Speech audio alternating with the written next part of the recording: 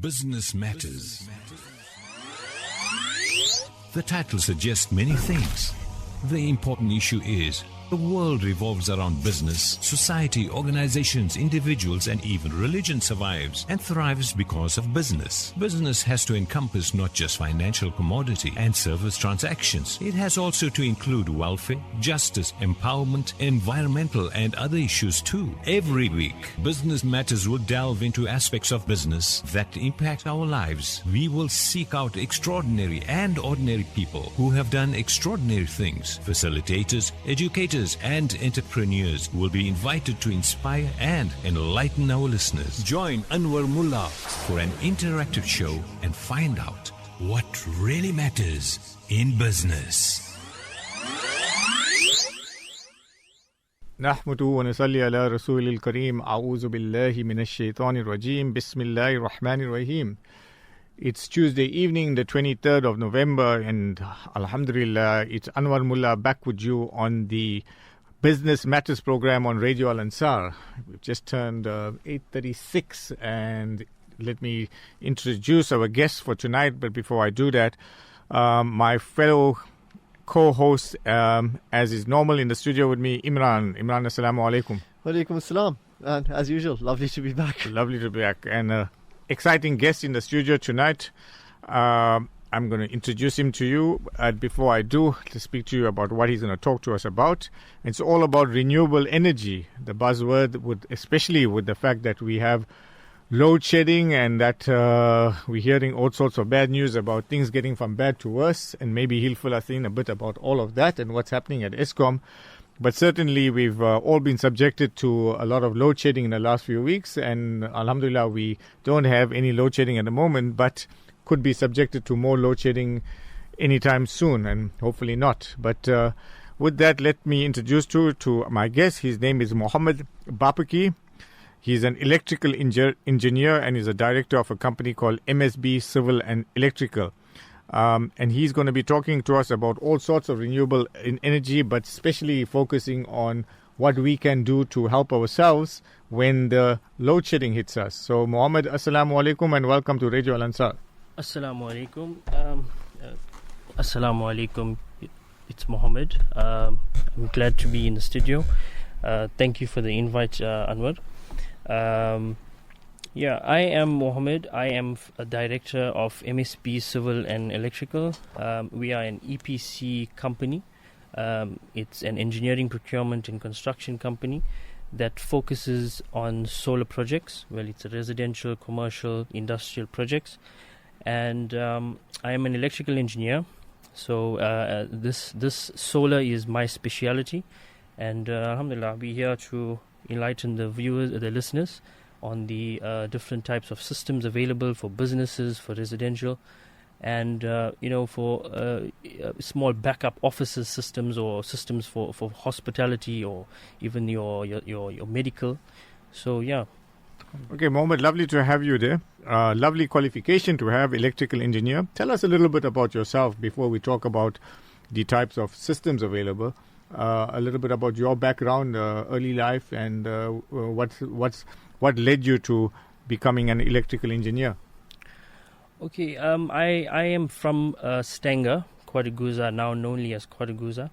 I completed my Stanger Sharif, as a lot of people Sharif. call it. Yeah. That's it. That's it. Yeah. So I completed my matric in Stanger Zakaria Muslim School. I then furthered my education in the field of electrical engineering. I went to Durban University of Technology, and I've done my national diploma and then my BTech degree, which I've then completed at UNISA. I then went into the electrical contracting field, and I worked as an electrician. I was always hands-on from my school days, from my young days, hands-on in a sense of fixing things, and that led me to electrical, which I had an attachment to. And completed my qualification. I worked in the industry as an electrical contractor, and I learned a lot in my days. And I then in 2012, which solar was, as you say, a buzzword at that time. It was actually in South Africa, just looked at in magazines and textbooks. And I then looked at a course which a company had offered, an international company that came to South Africa and offered a course on renewable energy, right? That's when I've attended the course. It was a 6 to 8 day course in Johannesburg. It was practical as well as theory. We then wrote an exam, and they tested us. And alhamdulillah, we've passed, and we've got a certification in that exam through that international company. And from there, I had an attachment to solar, and I've seen how it works and how it can benefit us as a country, as an individual, as businesses. And I never stopped. I continued developing my skills in the renewable energy sector. I've traveled internationally, to gain exposure in terms of networking with different role players in renewable energy, and alhamdulillah, so that's basically a summary of yourself. Life, okay, Mohammed, excellent. Glad to see that you have this passion for renewable energy, and we're going to be grilling you on renewable energy tonight. So let's get started and say, well, when it comes to renewable energy, it's not just solar systems as we know it. There's different forms of renewable energy that are out there, right? So talk us through some of the different forms of renewable energy and what are the options out there. Okay, when we mention renewable energy, there's a mix. So there's other options. Well, in different countries as well. But like your wind, you have wind power, you have hydropower, you have geothermal, right? And then you have solar. Solar is just one of the renewable energy options that are available, and we will focus more on the renewable energy option of solar, and that's what we will obviously discuss further. Okay, so tell us a little bit about wind and geothermal and things. What are they about, and why would they not be appropriate for our situation? Okay, so obviously the other options are more for large-scale utility-sized projects. You're talking about your wind, your hydropower, your geothermal. They have been implemented on small scales in South Africa as well as abroad, but it's more for utility-size, projects, right, which feeds into the grid and assists, obviously, our utilities, Eskom, assists them in powering up the network. So for residential and commercial and obviously industrial, we wouldn't look at hydropower because we require dams, we require rivers. Wind, we require windy areas, high up, like up north, sub-Saharan Africa, in the Cape. So that's the geolocation for the wind systems. Geothermal is, the wheels are turning a bit slow in the country, but it's also an option which we can explore in the near future. And solar is one of the the best options for us in South Africa, because we have the abundant sunlight. Our climate is just good enough for generation of solar compared to other European countries. We generate double the production compared to the European climates. However, we are still our wheels are a bit slow in terms of outlaying these projects. Okay, Mohammed.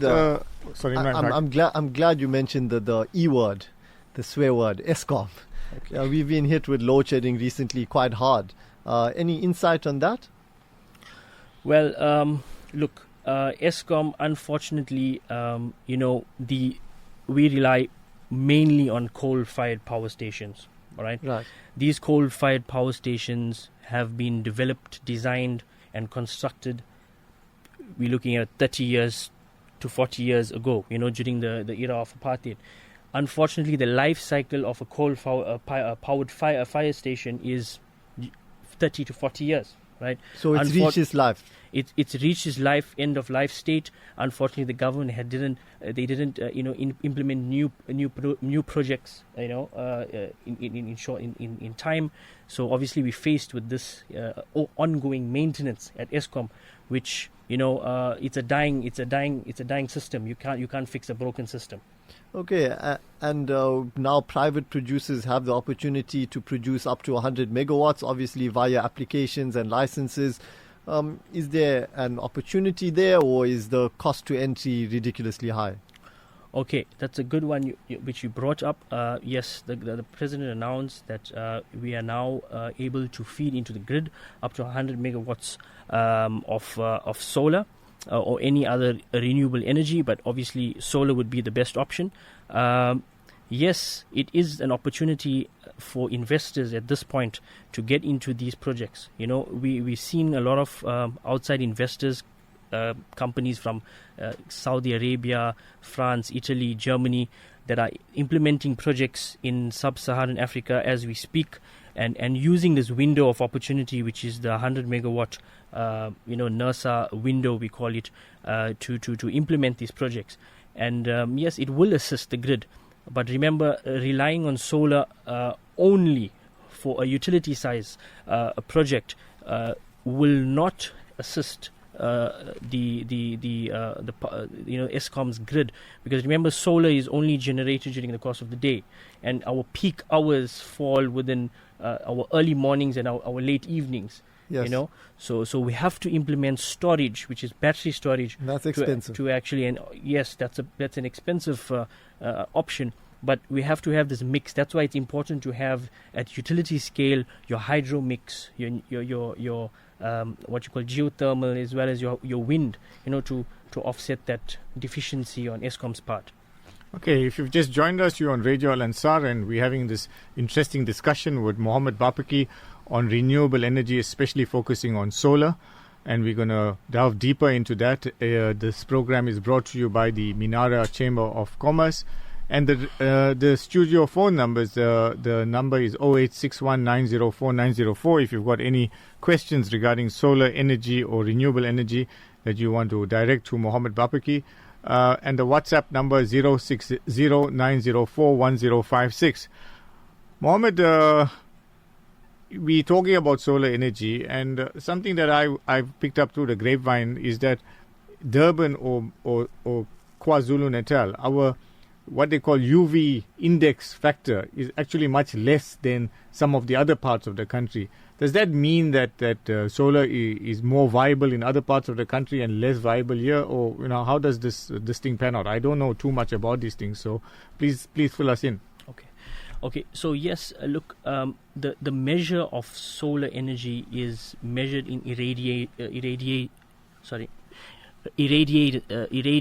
right? Solar irradiance. That's the measure of your solar energy in any part of the world, right?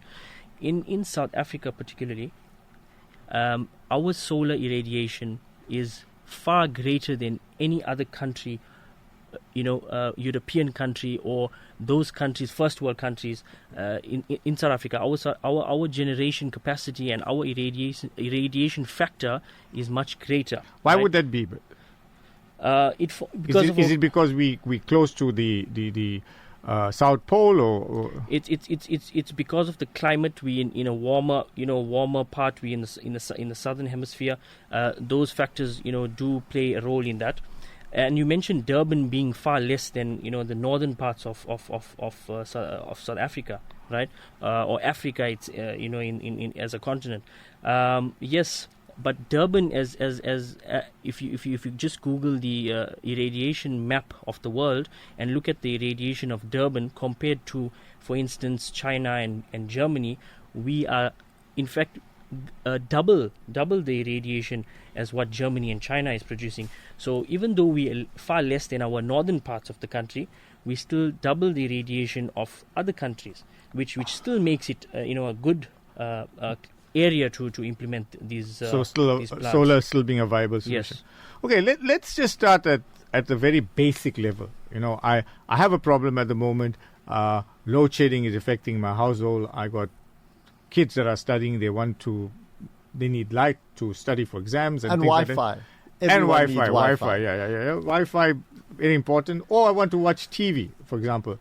And I'm having this frustration where I'm having load shedding from 6 to 8 in the evening or 8 to 10. and I want a simple solution, a very cost-effective solution to allow me to just get through those 2 hours of load shedding. I'm not wanting to spend a lot of money. What would you suggest somebody does in a situation like that? Okay. In a situation like that, we remember in solar, with solar systems, there's 2 types of systems, right? One is a grid-tied system, which we will then talk about after this. And then the second one is an off-grid or hybrid system, right? A hybrid system has 3 components, right? You have solar panels on your roof, you have an inverter, and you have battery storage. For you to obviously have some sort of backup in the event of load shedding, you will need to look at a system which is termed a hybrid system or fully off-grid system if you want to go off the grid totally. A hybrid system comes in 2 different, you have your entry-level hybrid systems and you have your high-end hybrid systems. I'm talking about a person that say, I'm on a strict budget. Okay. I want something for my house. Maybe we're talking now not even renewable energy, something to just get me through my 2 hours of load shedding. So maybe just an inverter with a simple battery. Doesn't have to be panels on the roof. Would that be my starting point? Yes. So remember, we mentioned in the hybrid system comes with you need 3 components, right? Right. A lot of people that obviously have a strict budget, right, and in the future they want to implement solar in their households, right? They can have the option of just starting off with a backup system. A backup system is just made up of a hybrid inverter and a battery. Okay, so later on, as their budget allows them, they can add to the system and scale the system to take them towards the goal of off the grid. I think the ideal situation for all of us would be to get off the grid. And alhamdulillah, we've implemented something at home now which has allowed us to get, I would say, largely off the grid, but we'll talk about that a bit later. But the thing is, we want to reach out to people that are saying, well, hold it, that's nice to have. It really is a nice to have. We all would love to be off the grid at some stage, and maybe even all have boreholes at some stage, so we even get we don't depend on the municipality for water even, inshallah, at a later stage. But I'm saying, before we get there, I want a simple system that would say, I want to spend the least amount of money, but just to get me through load shedding. What would you suggest? Okay. So as you said, a hybrid system, which is an inverter made up of an inverter and a battery. Just an inverter and a battery. Yes, that would be your starting point. Right. But it's very important for you, the listeners, to know that at this point, because the demand of solar and backup systems are so large due to the load shedding, there are so much of different types of systems out there in the market, right. And people don't know which system is good and which system is not, which system is a good investment, which is not a good investment. It's important that people understand the differences before they obviously spend that money, because even for a backup system, a basic backup system, it's nothing under 10,000 rands, right. So Okay. it's a large amount of money that you're going to put out there. You need to know what's good out there. Okay, we're not going to talk brands and whatever. That's a different story. But you mentioned a figure of 10,000 rands. What can I get for 10,000 rands? Look, for 10,000 rand, you can only get a standalone plug-and-play backup system, which is just an inverter, basically, with batteries, right? Batteries, you get 2 different types of batteries. You get your lithium ion batteries and you have your gel batteries. Right. Gel batteries are termed your entry-level batteries. Okay. Lithium ion is your high-end and long-term solution batteries, where if you're going off the grid and you want some sort of system that doesn't need any replacement, in the life cycle of the system, then you will obviously start off with the lithium ion batteries. But the gel batteries is your basic system that will just get you through 2 hours of load shedding and probably enough to just power up your laptop, your Wi-Fi, and probably a TV, for the value of 10,000 rands. Okay, so let's talk around what am I going to get for 10,000 rand, because I think that's something that will appeal to the masses. That at least we don't have this. So I know the inverters, they normally rate them by kVAs. Am I right? Yes. So what am I getting for 10,000 rand? How much of a kVA of an inverter, and what will that do? What will it power up? I don't expect an entry level to power up the entire house, and also depends on how big the house is. But you got components like geysers and kettles that take a lot of energy. So what will you get for 10,000 rands? Look, as I said, for 10,000, you'll just get a standalone plug-and-play, a basic inverter around 2.4 kVA to 3 kVA in capacity, with probably about 200 amp hour batteries that will carry a load of say 1,200, 1,400 watts for approximately 2 to 3 hours. So just a plug-and-play system, no wiring to the DB board at all. There's plug points on the system. It's a modular system, can be rolled about more specifically for office desks, areas that require, maybe a Wi-Fi, an area for your Wi-Fi, your TV. You just plug in your appliances, whatever you require, and it's just a plug and play. So fantastic. So no drilling of holes required, no wiring, rewiring, or no sub DB boards and all of those fancy components. All you do is you buy this component, you wheel it around your house, and when load shedding hits, you pull out the plug from the plug point and you plug it into this device, and you're good to go. Still means that you need some rechargeable lights and that to so you can see what you're doing, but ultimately your TV is going to work, your Wi-Fi is going to work, and one or two, you can still charge a few devices, and that'll keep you going for the duration of load shedding. Fantastic. So you would take this gadget and you'd have it, I would assume you'd have it plugged in and charging while you do have electricity.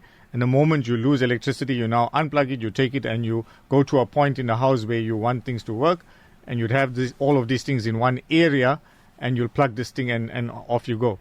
100%. That's just a plug and play, cap amount of 10,000 rand, and then obviously you'll then go for a better system. Right. It's still in the entry level, right? You'll get a better system, probably a 5 kVA or an 8 kVA entry level system that will then obviously power up some lights, some plug points. That's plugged into the DB board. That's mounted next to the DB board, wired to the DB board, and fed to those dedicated and critical circuits that you actually require to work during load shedding. So that would need some reallocation on the DB board as 100%. Well, and whatever. 100%. So what would a system like that? Let's talk about a 5 kVA, because I've heard a lot of people talking about 5 kVA system. They're installing 5 kVA systems, and they said it gets them through the period of load shedding, and some of them are even saying, we can even run 1 or 2 air conditioners off that 5 kVA system. So in your experience, what will a 5 kVA system run, and give us some parameters in terms of cost?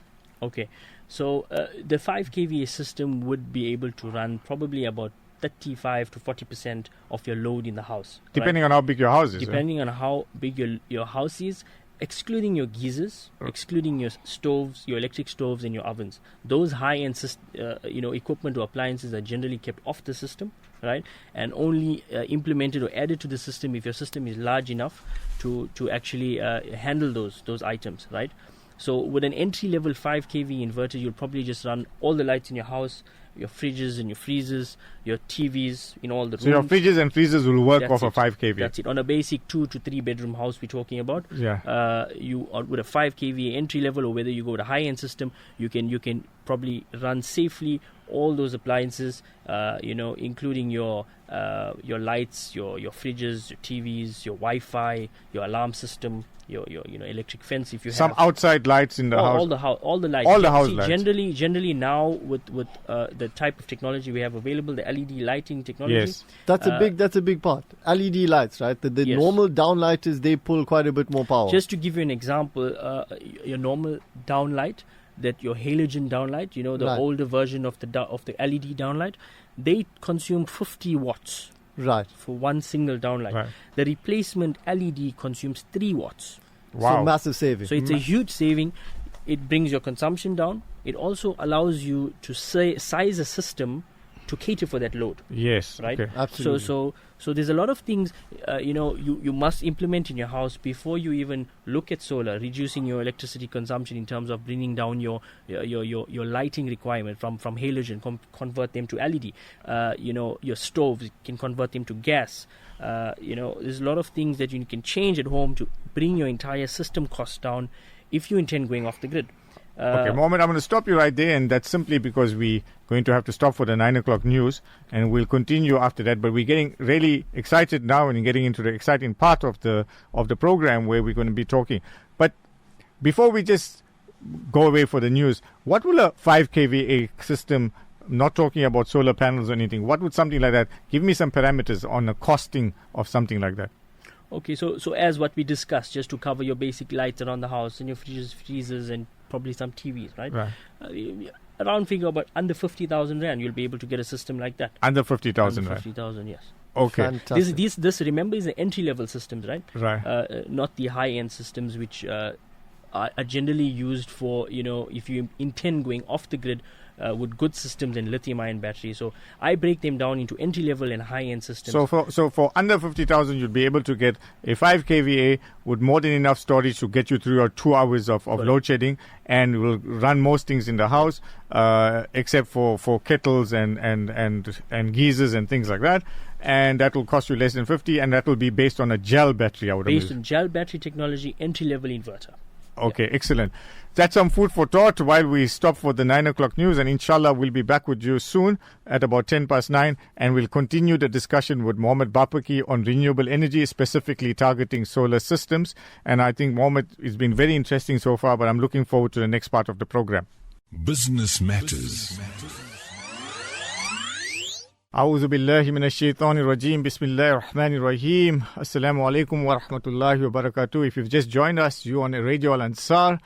It's the Business Matters program, and we're chatting to Mohammed Bapaki about renewable energy and solar systems in general.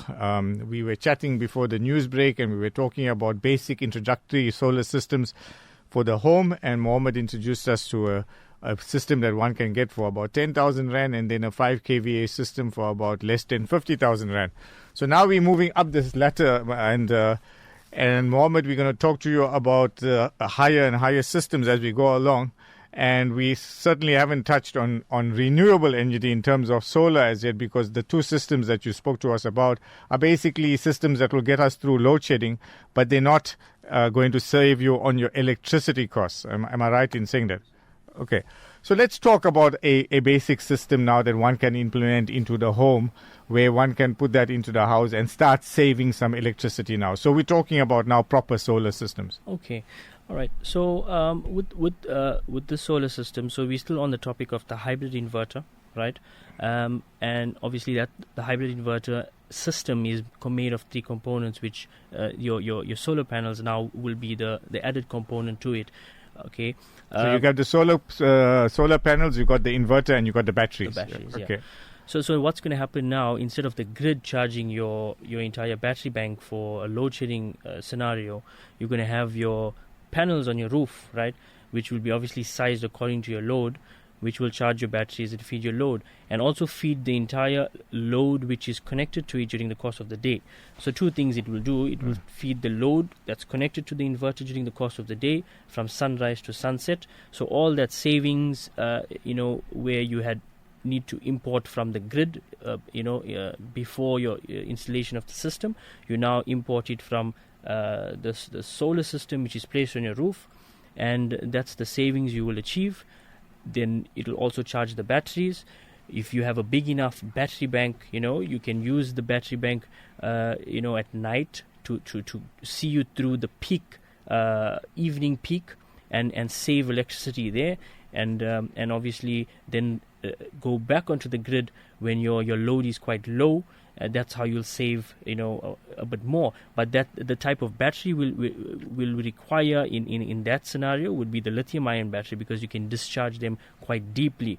Unlike your gel batteries, which we have discussed on the entry level, the basic systems, it cannot be discharged very deeply and very to low levels. It will actually damage the battery. So when we talk about the solar system and we're going up, to the higher end systems, we want to talk more about the lithium ion batteries and your hybrid high end inverters, and that will actually do that for you. Fantastic, Mohammed. The system you've just described sounds like a system you'd put in a home in the suburbs. Someone who has a lot of roof space, obviously, because you got quite a few panels that you need to put up there, and it sounds like maybe like a 10 kVA. We spoke about the 5 kVA system earlier. This sounds more like a 10 kVA system. You got panels involved, you got batteries involved. So I'm going to ask all the listeners to sit down, hold their breath, not get a heart attack. But what does something like this cost? Okay, so remember, you don't have to look at it as, I need a 10 kVA system immediately. Okay. We can go with a 5 kVA system. Remember, all these systems are scalable, meaning right. that you can start off with a system which is a 5 kVA hybrid inverter, Right. a little bit of batteries to carry you through the load, a little bit of solar panels to handle your day load, right? And bring your costs down a and little bring your bit. costs down as well. And then that will do you well for the first year. And on year 2, if your budget allows, you can add another 5 kVA. The system allows you to parallel those two together. All right. You add another 5 kVA, you can parallel and make that 10 kVA instead of investing a 10 kVA Everything inverter upfront. So remember, solar is scalable in all components, meaning you can scale your panels, you can scale your batteries, you can scale your inverters to achieve your goal of going off the grid. Fantastic. So, but you still haven't given us a number. Look, to give you I'll give you an estimate on going off the grid completely. No, don't talk about going off the grid. We'll get there. But at the moment, we're talking about a 5 kVA system. On a 5 kVA system, Mohammed, how many panels would you recommend? Okay, with a 5 kV system, look, at this point in time, we use between 440 watts to 500 watt panels. Right. That's what's in production line at the moment. In 2 or 3 years back, we used to use 300 watt panels, and as technology improves, the bigger the panel, and obviously the more output we get from the panel. So at this point, we're looking at about 500 to 440 watts. You're looking at about 12 solar panels, which will max on a 5 Right. kV inverter. Makes sense. And batteries depends on your requirement, on your load requirement. We generally, if you're going lithium, you can start with 2 or 3 battery packs. Battery packs also come in modules. It comes in 3.5 kilowatt modules, 4.8 kilowatt modules. This system has to be designed according to your requirements. It's very important. All right. So we'll have to do an assessment, look at your requirements, look at what your load requirements during load shedding would be, during the evening peak would be, as well as the day load. All that data will allow us to design a system which will run you through the entire So time. to get all of this data, you obviously have to extract the data from the house. How do you go about doing that? Okay, so if it's a load specific, meaning that you just want to run specific loads, we will look at those appliances. We have pre-populated what you call consumption figures for those appliances. We'll apply all those appliances. We look at the total and see what we can, what system would be the correct size for you. We'll ask you how many hours of backup time you would require. Right, and all that we'll then use to create a system for you. If you're looking at a 5 kVA system, you're talking about costs. 12 panels, 5 kVA high-end system, say 2 or 3 batteries. You're looking around about cost about 120,000 to 150,000 rand for a 5 kVA high-end system with lithium ion high-end batteries as well. Okay. So that's giving us a bit of a cost estimate, which you're going to outlay in year 1, as you said. And then year 2, as your budget allows, you can add on more batteries or add on more panels and possibly add on a new inverter. 100% correct. Okay, Mohammed. So we're talking about a home, a reasonably sized home with a single phase system. Let's now get a little bit bigger and a little bit more adventurous. And a lot of the bigger homes have a 3-phase system, right? Yes. So I'm sure the 5 kVA inverter that you're talking about can only handle a single phase, right? Correct. Okay, and we know a little bit about this, or I know a little bit about this because we've recently installed one at home, and we went with being a 3-phase home with a 15 kVA 3-phase inverter. So talk to us a little bit now about people that have got these bigger homes with 3-phase power. Okay. What are the options in that case?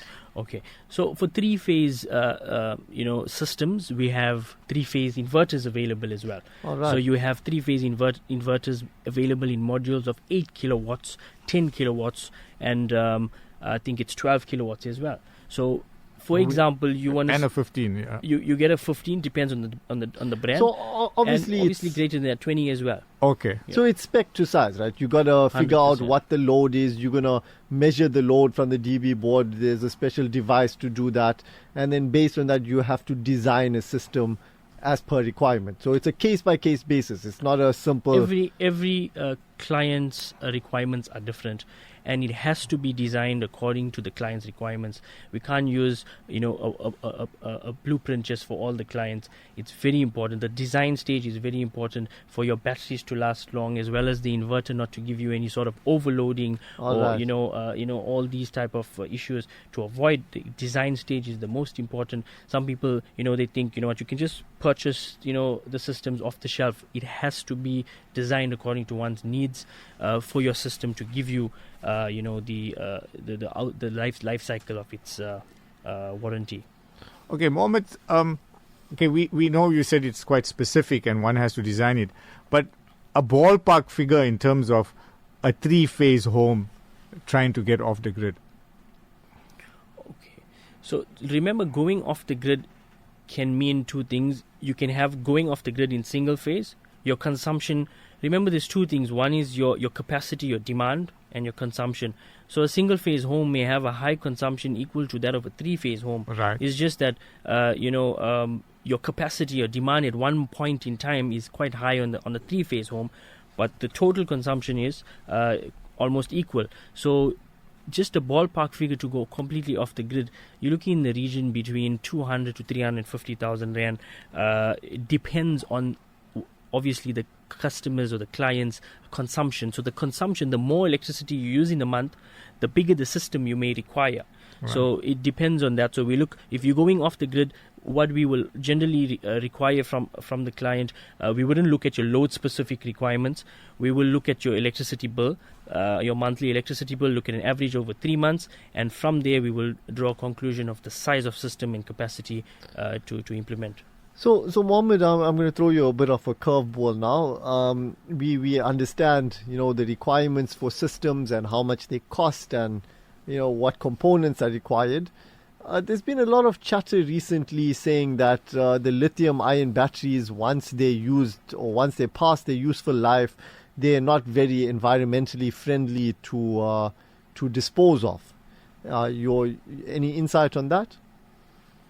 Yes, look, in all facets of industry, you are going to get your downsides, your pros and your cons. Right. And just like how we have coal, we're burning coal every day to keep our lights on. Yes. That's affecting the environment, and the carbon emissions are high. So every positive has sort of negative. But if you look at it on a broad scale and you compare them to for instance, coal and the mining of coal and the amount of energy. So you still have to mine lithium, right? 100%. Right. You're going to have to mine lithium. But what happens with lithium is it's not when you use lithium, you're not creating any sort of carbon emission, right? All right. Obviously, the disposal it becomes an issue, right? But in terms of using it, there's no safety or hazard in terms of using it. So the life cycle of lithium is far great. So remember, on lithium ion batteries, I think the minimum warranty period or guarantee period is 10 years. Right. They generally rated with cycles. So cycles mean a complete charge and discharge of a battery. Right? From 100 to 0. From 100 to 0. That's one cycle of a battery. Okay. And they generally rated 6,000 cycles on all lithium, or most of the high, top end of top 5 brands of lithium batteries. Those are the cycle lives, 6,000 cycles. So 6,000 cycles, if you work it out, if you have to cycle the battery every day, a minimum of 16 years, right? That's your lifespan of the battery. That's fantastic. And we don't cycle the battery every day, remember. True. We're going to bring the battery down to probably 50% to 30% and 40% and then recharge it. So we didn't even do a cycle. We probably did a third of a cycle, So the life cycle is quite long. So in terms of the disposal, yes, I agree. There is an issue. But, as I said, with every advancement, there is some sort of So what Mohammed is saying is worry about that in 10 years' time. Yeah. Maybe there will be a way of disposing of them then. Mohammed, the critical thing is, okay, we're a business program. We want to know what's the return on investment here. Okay. So the common question that most people will ask you, okay, I'm putting in this solar system or whatever, it's costing me a whole lot of money. How many years, what is the payback? How many years we all know that the price of electricity is going to go up. What we don't know is how much is it going to go up by. We recently had an increase, I think, at the middle of this year of 15%. Chances are it's going to keep going up in that region. I mean, but it's certainly not going to be very kind to our inflation rate in this country by doing that, and we're going to become non-competitive in many areas. But that's a different discussion. But if electricity is going to keep going up at this abnormal rate of 15%, even 10% is high. Well, what is the payback on a solar system? Okay, so we're talking business, right? Remember, I'm talking residential and business. Yeah. Okay. So in solar, there's two different types of systems, complete different types of systems. Right. In terms of payback period, we were discussing the hybrid systems, which include the batteries, right? Battery storage. That's more used in residential because obviously for load shedding scenarios. In terms of saving electricity for businesses, we're talking about large businesses that operate during the course of the day. You're just putting panels on the roof. So that system, we term it grid-tied systems. Right. So in that system, we don't have any battery storage. We implement a grid-tied system, a grid-tied inverter, right, and panels that go across the roof. Right. So it depends on your how much of square meterage of area you have on your roof. Right. We will look at that, and we'll put in panels. We'll look at what your consumption is, and we will then obviously put instruments into your distribution box to see what's the load between the sunlight hours. Because remember, you don't want to over-generate or under-generate. Okay. We want to look at the time that you actually require power during sunlight hours and give you that demand so that your savings are within that period of time. So we implement a grid-tied system, and we've done a lot of grid-tied systems in the commercial environment. You're talking about your wholesales, your warehouses. These type of systems are far less in terms of cost compared to your hybrid systems because there's no implementation of batteries. Batteries make up 50% of entire, if you're looking at a complete hybrid system, 50% of the cost is made up of your battery storage, right? Then with your grid-tied system, there's no batteries. You've taken out that from the equation. You've got solar panels which generate electricity daily during the sunlight hours. Your return on investment, in terms of your annual return on investment, is between 20 to 30%. Right, wow. Which brings your return, your payback period to less than 4 years, under 5 years, under 4 years, under 4 years. And that all depends on how much electricity is going to go by. But you're talking on current costs, 100%, and we're not even looking at price hikes. Okay. So if we include the 15% annual increase and inflation rate of 3 to 5%, your payback period is far less. Okay, so you throw the pay back a batteries system in 3 years. 100%. And if you throw the batteries in there?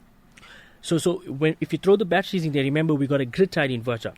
We'll then need to implement a hybrid system. So what happens is, this is what we generally do in commercial environment. We got a grid-tied system feeding the entire premises or wholesale or mall, for instance, during the course of the day, takes care of the day needs, right? And then your critical equipment, for example, in a store, you may need, the lights, probably, or your server, your computers for your till point of sale system. We'll design a system specifically for those requirements and implement a hybrid system there. Okay. With a hybrid system, the return on investment is it's 10%. Right, okay. So that payback period, you're looking at about 8 years, okay. 8 to 9 years. Right, it's far greater because of your cost of the batteries, but still good enough. Fantastic. enough. Yeah. Okay, Mohammed, I think that you've given us a gist of what is available out there from a perspective of firstly get your house a little bit lit up and running during load shedding, and then to go up into a high-end system where you're kind of getting off the grid type of thing. And so there's, as you say, there's horses for courses. There's no set system that will feed everybody, but the availability is there. Okay. I want to conclude by just asking a pertinent question where people are saying gel lithium ion, right? Just give us some of the advantages and the disadvantages of gel as opposed to lithium ion, and then we'll conclude on that in that way. Okay. This is a very, very important, I'm glad you brought it up. The battery storage in terms of your general hybrid systems or basic backup systems, most of the people are familiar with your gel batteries, right? Gel batteries look like your normal car batteries. They're actually termed deep cycle lead acid batteries. Okay. They come from the same principle of operation as your car battery, but what happens is these batteries last you for a longer period of time, right, compared to your car battery, which just allows you to start the car and recharges again for the next. So how long would you expect the gel battery to last? The gel battery, if correctly designed, can last you up to 4 to 5 years. So the replacement is between 3 to 4 years. The important point on the gel battery is that gel batteries are designed with cycles as well, just like your lithium-ion batteries, and the cycle life is between 900 cycles to 2,000 cycles. Okay. So that's the lifespan of the battery is far less. But what the important thing is, people don't understand, and this what happens is people tend to use the gel batteries completely. So if you have load shedding and probably you have 1 hour extra, you tend to drain your entire system down until the battery is completely that's dead. not healthy for the battery. So that's not healthy for the gel battery, because the cells then deplete itself if you drain it further than 50%. Right, so you drain a battery from 100% down to 50%. That will obviously be the cutoff point for gel batteries according to our design. But if you drain it further than 50%, you are then damaging the cell of the battery. So in year one, if you've drained your battery from 100% to 0%, and it lasted you 2 hours, a gel battery. Right. On year two, that same 100% to 0% would last you 1.5 hours, and then less and less, 100%, and that's how you damage the battery. So trick on gel sounds battery, like my cell phone.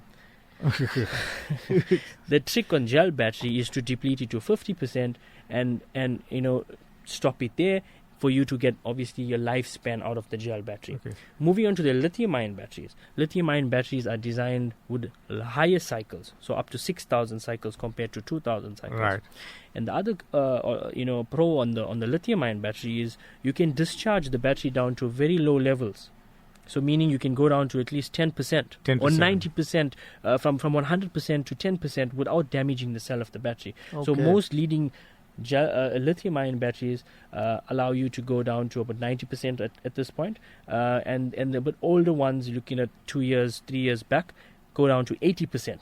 Right? So without damaging the cell. So you'll still get the life cycle out of the battery with depleting to that level, and that's the difference. So the feasibility of implementing a lithium-ion battery, you may rather go towards the lithium-ion battery, but start small with the lithium-ion battery as opposed to going with the gel battery, right?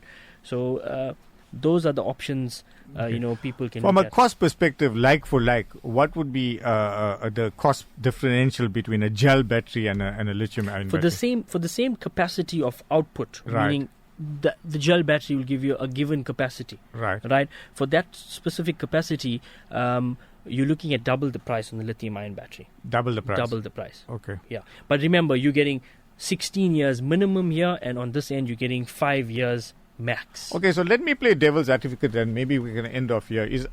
I'm saying the way technology is moving at the moment. So lithium ion is the Rolls Royce at the moment, if you want to call it that.